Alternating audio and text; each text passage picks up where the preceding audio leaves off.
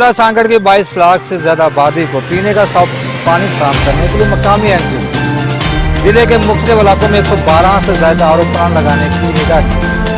मकामी एनजीओ की जानिब से जिले के मुख्तलिफ इलाकों में आरओ प्लांट तो लगा दिए गए, लेकिन वो तमाम के तमाम आरओ प्लांट गैर फराहम।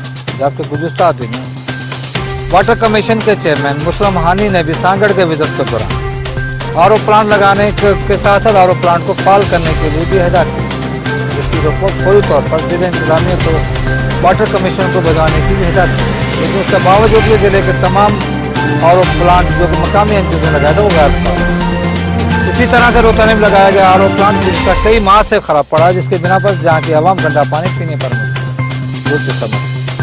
जिले इंतजामिया को चाहिए कि फौरी तौर पर मकामी एनजीओ को पाबंद करे कि वो तमाम आरओ प्लांट को फाल करे ताकि इलाके के आवाम पीने का साफ पानी हासिल कर सके। कैमरा मैन अजीम खान के साथ सांगड़ से।